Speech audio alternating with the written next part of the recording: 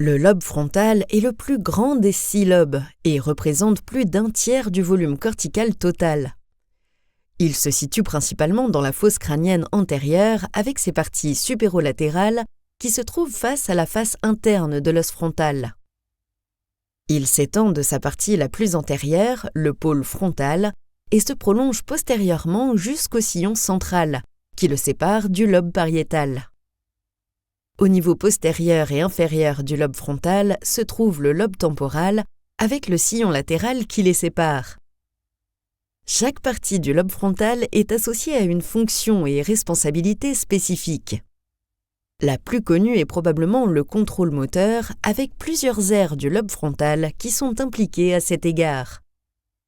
La première est l'aire motrice primaire ou cortex moteur primaire qui se trouve autour de ce gyrus ici, qu'on appelle gyrus précentral. Elle envoie la majorité des impulsions électriques du cortex moteur vers le corps et nécessite la moindre stimulation électrique pour déclencher des mouvements. Antérieurement à cette aire se trouvent 2 régions motrices supplémentaires qu'on appelle aires prémotrices et aires motrices supplémentaires. Ce sont des aires unimodales. L'aire prémotrice est impliquée dans la planification et la coordination des mouvements guidés par des stimuli externes, tandis que l'aire motrice supplémentaire joue un rôle dans la production des mouvements appris et effectués de mémoire. Antérieurement aux aires motrices, nous avons l'aire associative préfrontale, souvent simplement appelée cortex préfrontal, qui est située autour des gyrus frontaux supérieurs, moyens et inférieurs. L'aire associative préfrontale est souvent décrite comme le centre de la personnalité de l'encéphale, ce qui nous rend uniques en tant qu'être humain. Grâce à son grand nombre de connexions avec d'autres aires corticales, le cortex préfrontal est impliqué dans une longue liste de processus cognitifs liés à la fonction exécutive.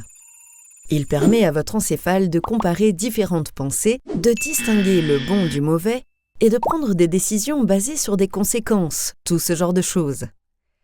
C'est également un centre d'expression de la personnalité et de modération du comportement social. Il est bien connu que des dommages à cette zone peuvent entraîner des changements dans ces domaines.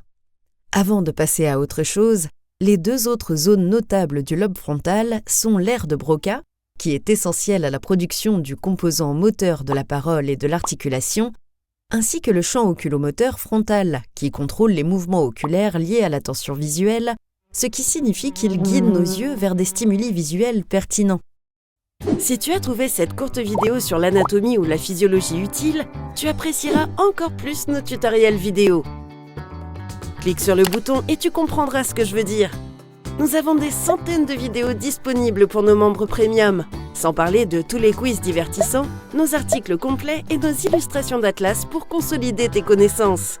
Clique sur le bouton au milieu pour regarder la vidéo en entier et maîtriser l'anatomie et la physiologie.